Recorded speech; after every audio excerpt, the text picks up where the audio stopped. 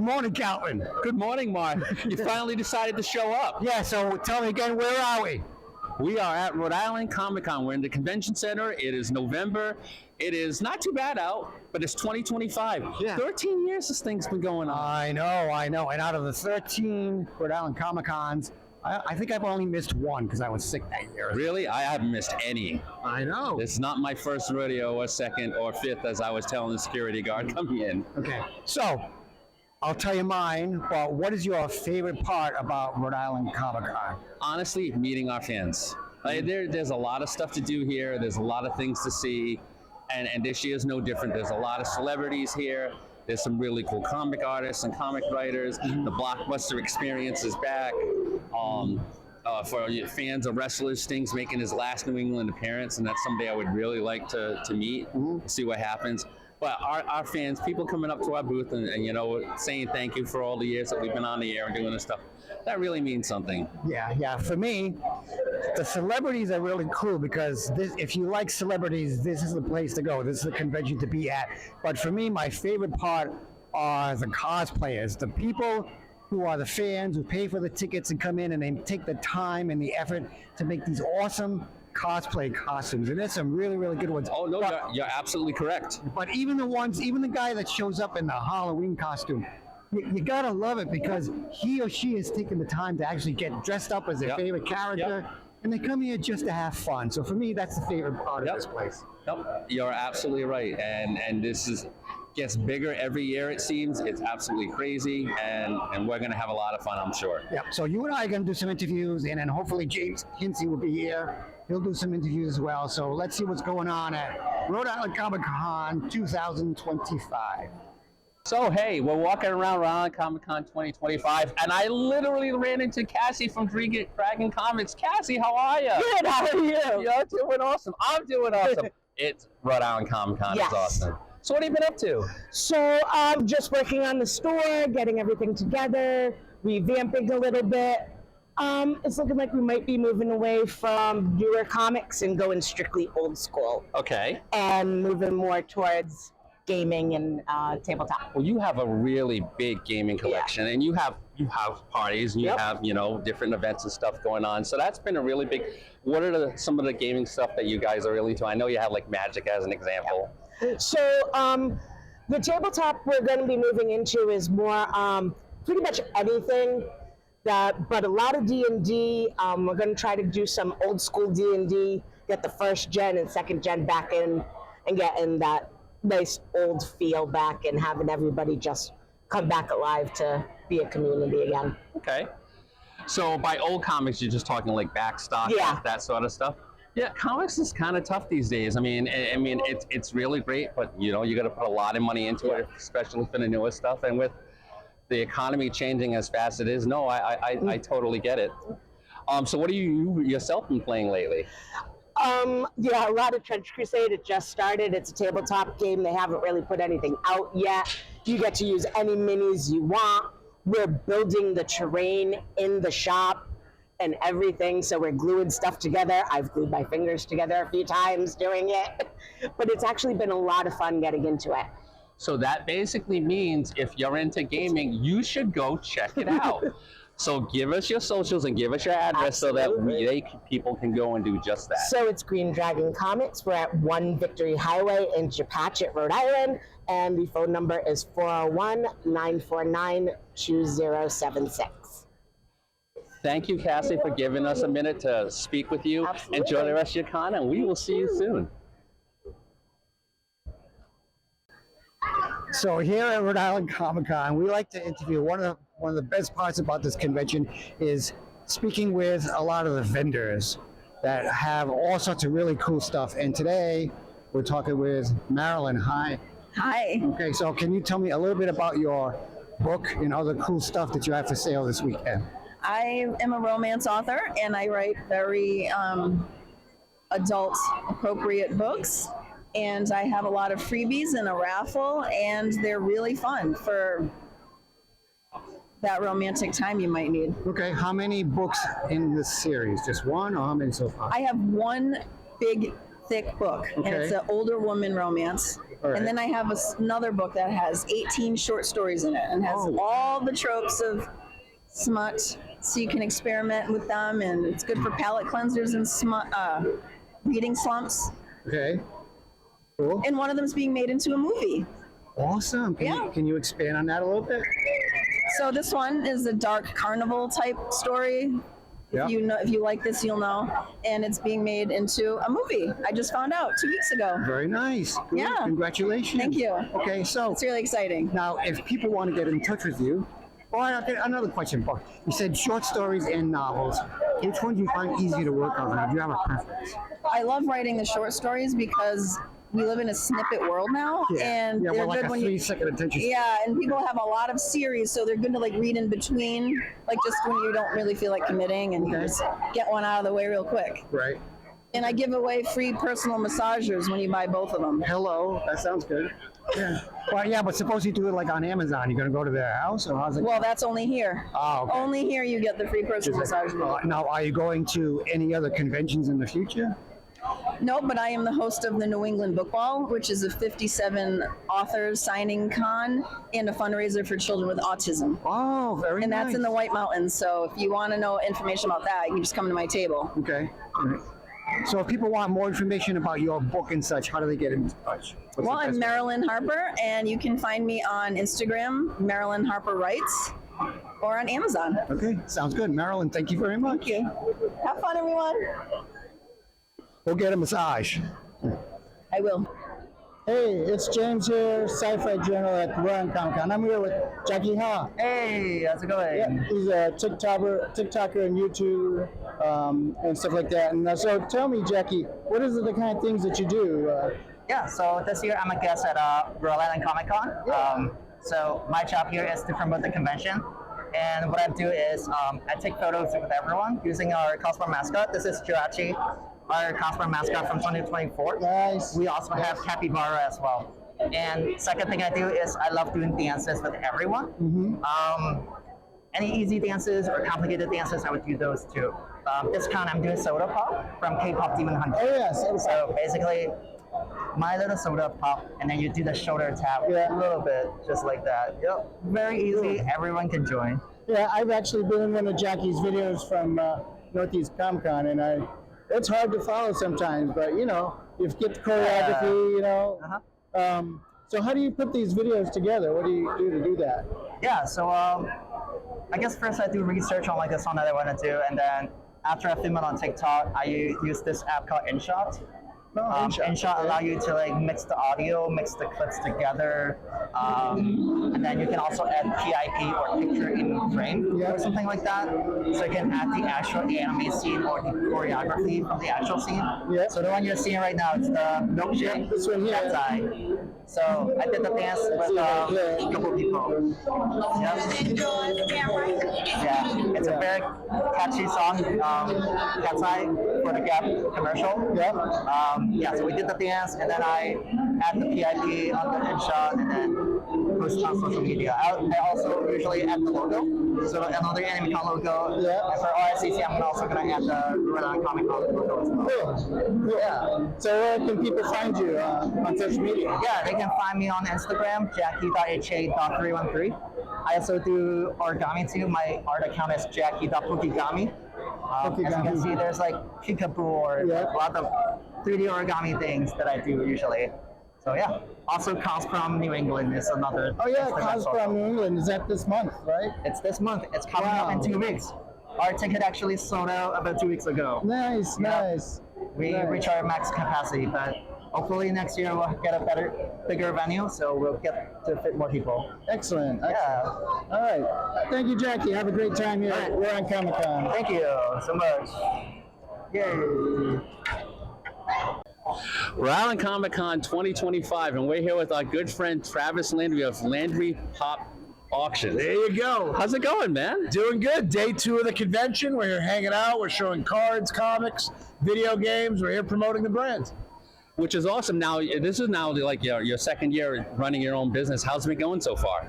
Knock on wood, very thankful. We've been having a lot of great collections Earlier this year, we had dubbed the Paperboy Collection, which came out of California, had a freshly graded copy of Detective Comics 27.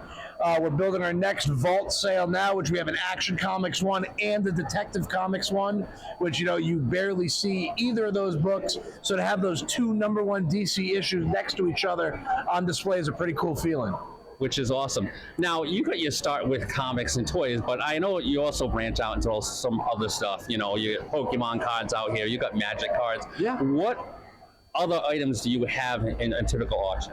So our core focus is just pop culture. So comics, trading cards, video games. Like over here, we have a Super Mario Brothers 3 for NES, 9.8. We have a Castlevania 3, Dracula's Curse, 9.8. Anything pop culture. We have a great movie poster sale coming up, like Godzilla, Mothra, all awesome sci-fi and horror stuff. So if it's cool, relevant to pop culture, we handle it. It's funny you mentioned pop culture because you're the pop culture guy in the Antiques Roadshow. And now you're going into, I mean, you've been there a while, so how's that going? I still am, you know, very thankful. It's my wife's dream growing up to get on that show. So to think I'm going to be starting my 10th season now is a pretty wild feeling. I started the show when I was 20. Now I'm 30, so it's like I'm a dad. So, you know, I feel like I've never grown up. I'm doing the same thing since I was 12 years old. Making me feel old. I'm about to hit 57. I've been doing this. I've been on like the air for like 30 years. That's freaking crazy. It's only a number, right? Age just a number. It's how you feel inside and how you act. So here's my fun question for you. I mean, I've watched you over the years. I've interviewed you plenty of times. I mean, obviously, you sell so many things. You do so many things. But is there a line, even now, with all the stuff that you do and all the business that you make, that you collect personally that means something to you? You know, it's weird. Being with the company, I feel like I own a lot of things and I'm like a steward of it. But for things that I do personally collect, super, super niche, would be 1987 to 1991 Japanese domestic market exclusive Transformers. So toys we did not get in this country, from like Super God, Master Force, Victory, Zone, Operation Combination, which they're also very rare to find, especially because I'm a condition snob. I want either factory sealed, and if I can't get factory sealed, I want something that's like brand new, unused content, stickers applied. So it's like the last time I bought a piece for myself that fit that bill was maybe 2017. I always have an eye out, but it takes a very special thing to actually for me to want to buy it for myself. Yes, for those of you who do not how to use the internet or live under a rock, after the American version of Transformers ended, it went on for many, many iterations and for a number of years. And there's some really, really good stuff to see and collect, like what Travis is saying. So when is your next auction? So our next auction, we actually have one, which Rhode Island Comic-Con this weekend. We have one this coming Wednesday. Then we have December 3rd, which is another comic sale. December 10th is Pokemon. And then we're going to start in January of the new year with a Yu-Gi-Oh! Auction, which out of the big three of TCG, Magic, Pokemon, Yu-Gi-Oh!, I think Yu-Gi-Oh! is still a developing market, so I want to show love to it early and get a stronghold in it. Okay. And I know you're all over social media and you have a website, so give out your links so our viewers can find you and get more information. Yeah, please follow along at Landry Pop Auctions on Instagram. Me personally, I'm Pop Culture Travis, and to follow the company, check it out, LandryPop.com. Right. Travis, it's always fun talking to you. We really appreciate it at Sci-Fi Journal. You're awesome, and we'll hope to see you next time. You got it, Calvin. Thank you. Appreciate it.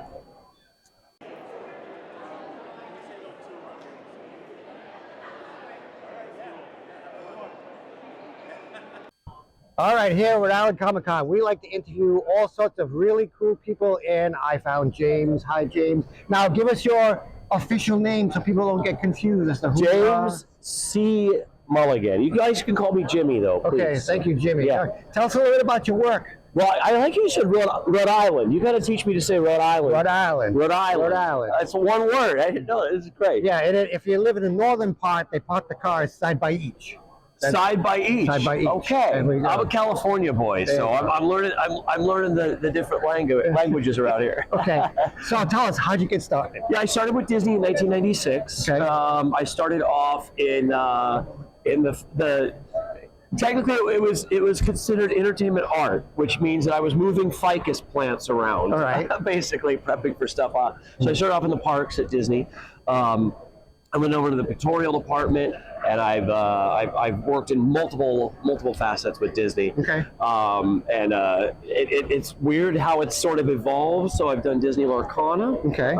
I've done a lot of fine art work globally with Disney. Right. A lot of work with a lot of feature animation characters and properties, and we got our new DuckTales, which is has just launched, which is awesome. Cool. And there's another very large Disney project I'm currently kind of heading up right now. It's a giant weight on my shoulders. I'm really excited to show what it is. Cool. Now, do you have any formal training? How did you get started doing it? Yeah, so I did go to school for, actually it was a musical theater major. Nice. So I was a theater kid, and I emphasized scenic design for theater. Okay. And then from that, I kind of evolved into, I've always loved Ivan Earl and Mark Davis and the Disney greats. Okay. And I learned from copying them and J.C. Leyendecker and Wyeth.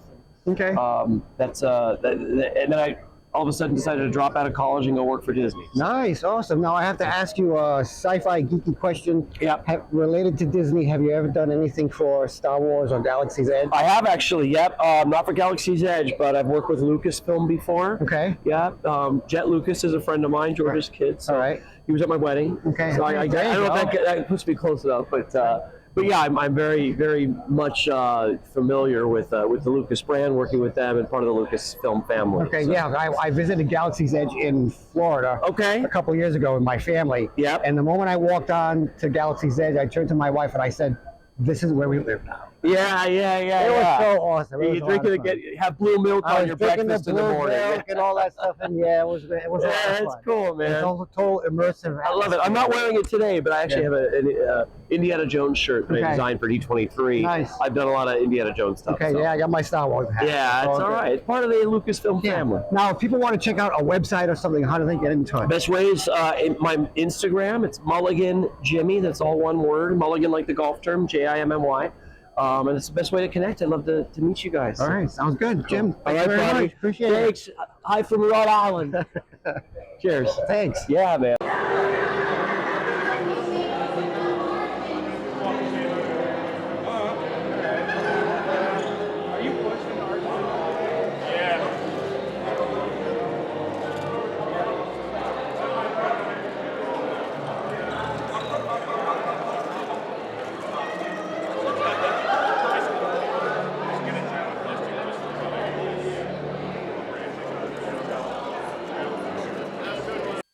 Okay, so again, Rhode Island Comic-Con 2025, and we're walking by, going back to our booth, and I stopped over here, and when I saw Lisa, who is, her booth is Songbird Pixel Art. Did I get that right? Yes. Anyways, Lisa, hi, how are you? I'm doing well, thank you. So, talk a little bit about your stuff. Well, I am a Florida-based artist, and I have been drawing professionally in a pixel style for about 12 years. And I travel all over the country, about 40 shows a year, selling at Comic-Cons and anime conventions. And then not only do I sell on the road, I actually have my own store location in Florida called the Pixel Gallery. And it's just a great place for me to go and create and then to sell my products in person. That is really cool. What I really like about your particular stuff is that, pixel art has really kind of exploded over the past few years. But you're doing it by hand to make it look like it's pixel art. And that takes some talent. Thank you. It's funny and I just thought about this, recently.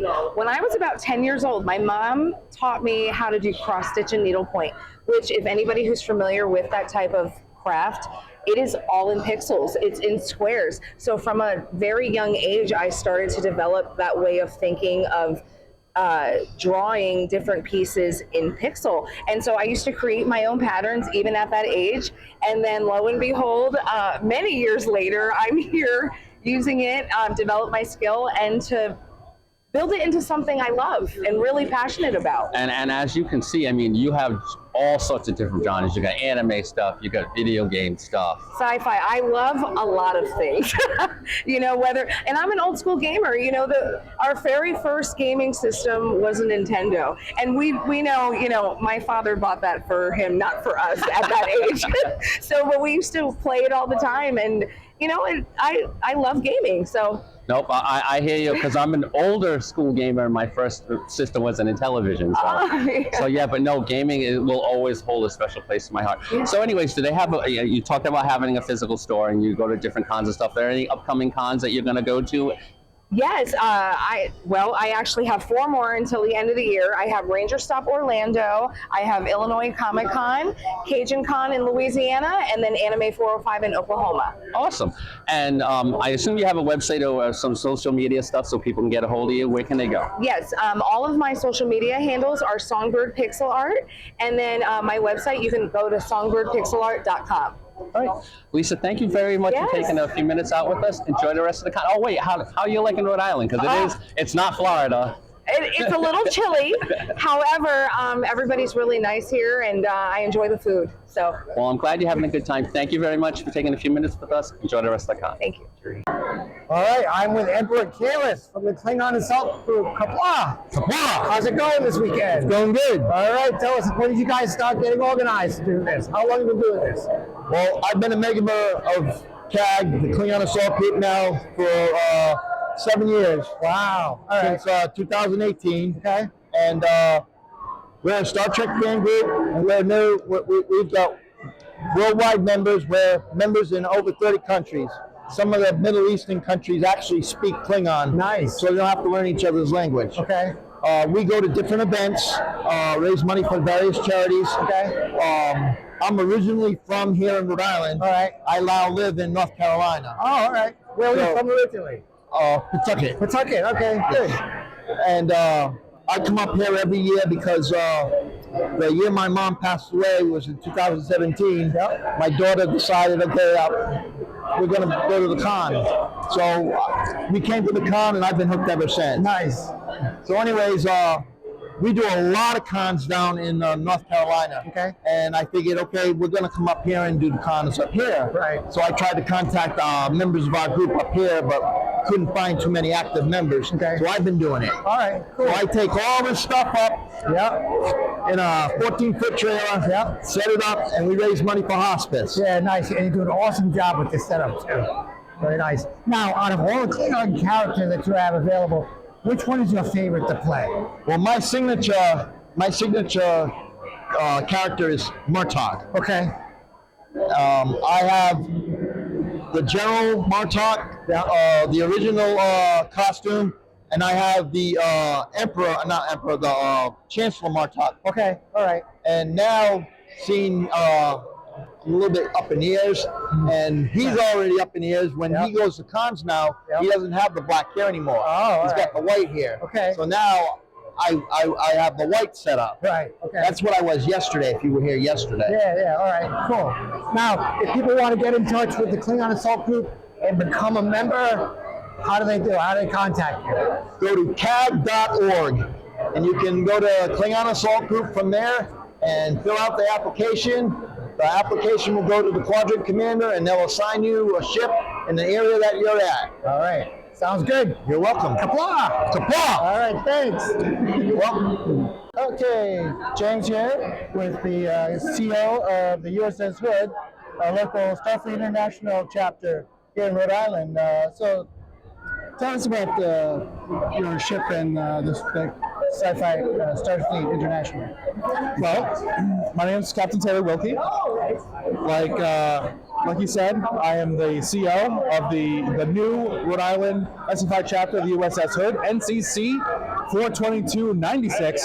So close to greatness. Yeah. So close to greatness. We are a new chapter in the SFI organization. We meet once a month virtually on Discord, and we meet once a quarter in person to do events around Rhode Island. So last month we met at the Narragansett Brewery. I think next month we might be going to level 99. Yeah, and that'll be fun. We also have plans to meet to watch the Artemis launch next year. Oh, that's awesome. So please feel free to join us. You go on sfi.org. Sign up. If you're in Rhode Island, you pick the USS Hood, and you'll be sent right into to our database, and you'll receive a pleasant email from me welcoming you to the chapter. Cool. And what else? about how long has SFI been around now?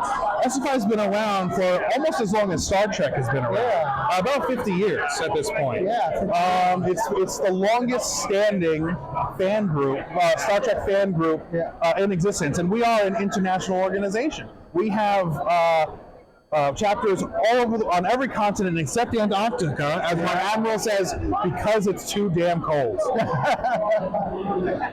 And so, and you're part of the New England region, right? Yes, The region Northeast 15. region. Region 15. Region 15. Yes. So yeah, and there's other chapters around too. If you're not in Rhode Island, Massachusetts, or New Hampshire, any part of New England, there's other chapters, and other chapters around the country and the world. So you can check out SFI.org, right? It's .org. Yes. All right. Thank you so much. No worries. Thank you. You too. All right, I have the pleasure of speaking with Mr. J.M. Sell. Nice to meet you. Hey, nice to meet you. That's an awesome shirt you're wearing, too. Yeah, thanks. All right, now tell us a little bit about your works. I see some vampire stuff going on. Yeah, so I write vampire urban fantasy. This is the first book in my series, The Unlife of Lisa Cooper, Conviction. It's about a vampire who's about 180 years old. Okay, oh, so she's young. For vampires, yeah, for some vampires. Yeah. She's done a really good job of staving off her curse to hold on to the remnants of the woman that she was in life. And the problem with that is that there's a lot of nasty, evil, supernatural threats out in the world. And when they come out and threaten the people that she loves, she's got to protect those people. And since she's been staving off the curse, it's left her a little bit weaker and a little bit slower than some of the other vampires of her age. Okay. And she's got to protect those people without falling to the curse herself. Ah, all right. So there's a lot of, there's a little teeny bit of romance in this one. There's a very cool dog. There's mystery and a lot of action and adventure. In the second book, more troubles arise, and she actually has to go to Ireland. Oh, all right. And she gets involved with werewolves and fae folk and all sorts of stuff over there. Now, have you ever been to Ireland? I have. I did a lot of research when I was over in Ireland. That was my next question. Okay. And it really helped me write this book. All right. The prequel, The Vampires of 1863, obviously takes place in 1863. Right. But the same character has only been a vampire for 3 years. All right. And I did a lot of research on Irish immigrants and things like that because she is an Irish immigrant. Nice. Got turned into a vampire in her 20s. Okay.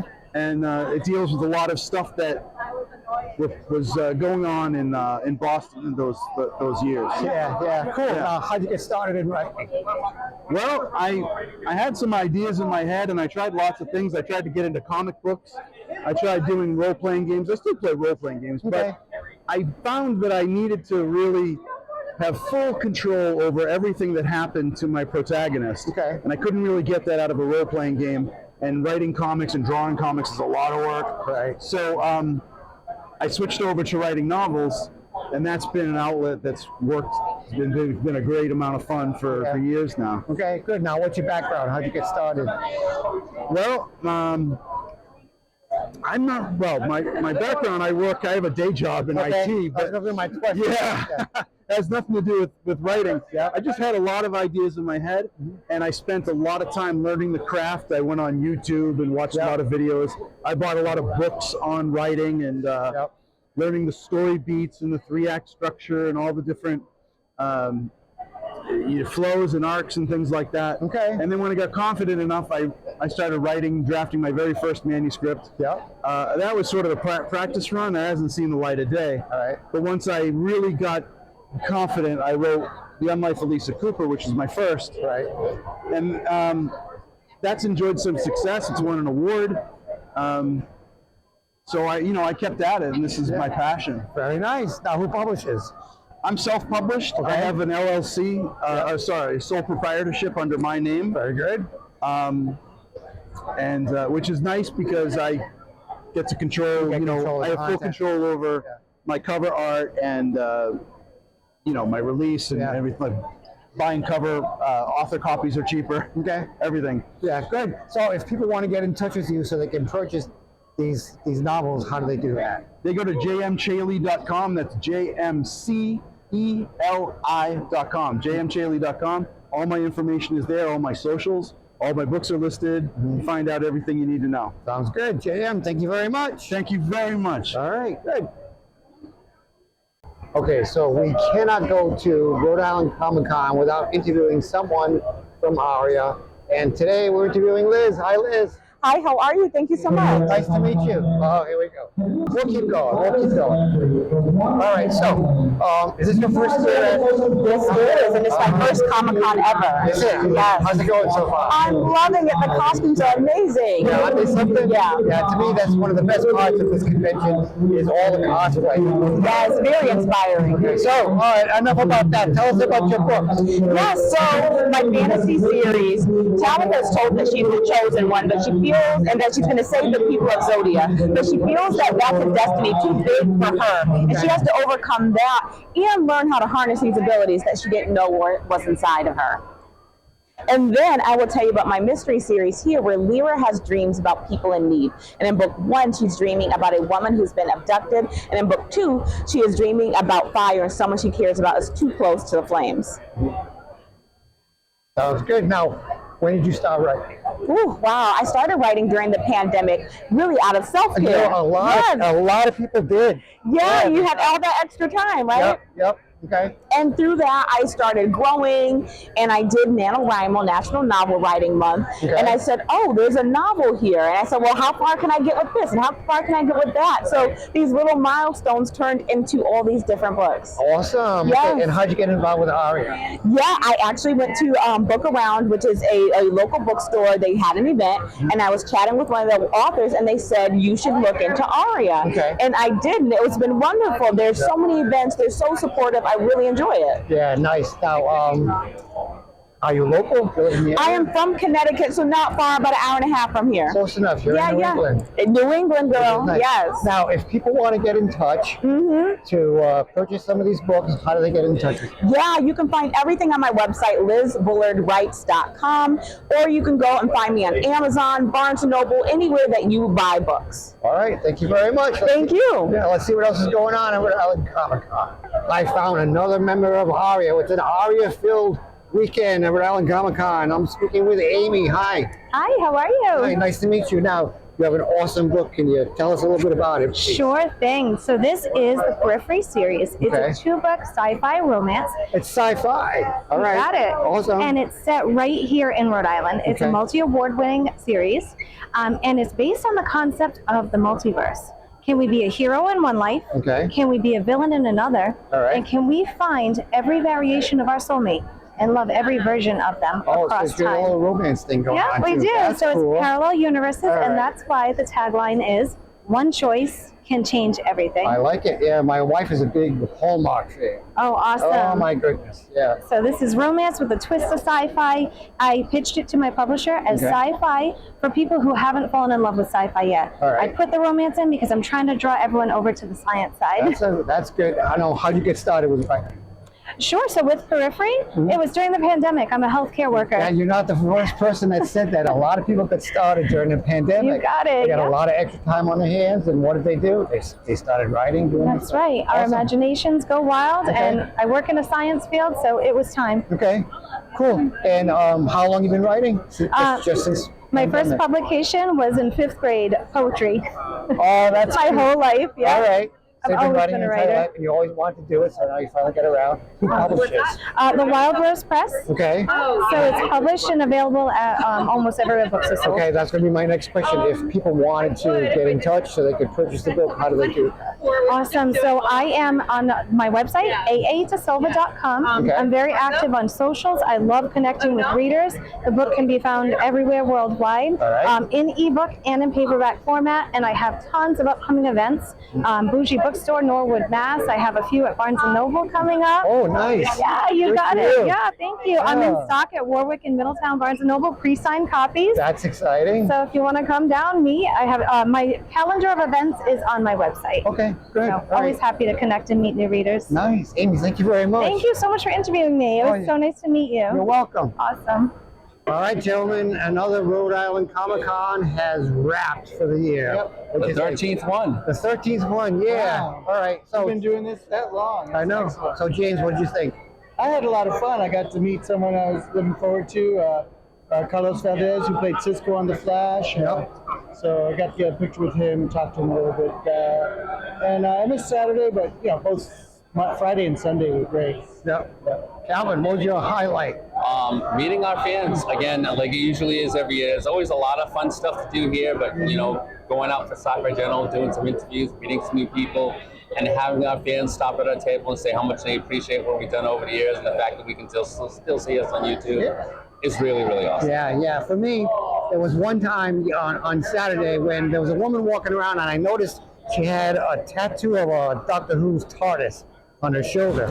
So I stopped and I asked her about it, and we were able to get all wibbly wobbly. We had a nice conversation about Doctor Who. So we totally geeked out about that. We spent a good 15 minutes just talking about Doctor Who, which was pretty cool. That was neat. Okay, all right. Anything else you guys want to say to wrap this up? Well, so now I want next year to happen sooner. I was like, when will it come? It'll be next November, I'm sure. Right. And of course, we will be here. Yep. And of course, before we leave, we want to say thank you to Sue Saws and everyone at Altered Reality for giving us press passes and for the charity table. And we want to thank all the people that helped us out this weekend with RISFIC members. We've got Kim and Jocelyn sitting right over there. All right. They helped out this weekend, and Adam was here, and Bonnie was here, and I think that was, and Dylan. That's right, and Dylan was here also, Dylan. So thank you for helping us out, for manning the table. That was a lot of fun. Yeah. Okay, so that's going to be it for Rhode Island Comic Con 2025. Thank you very much for watching, and we'll see you soon. And we're out.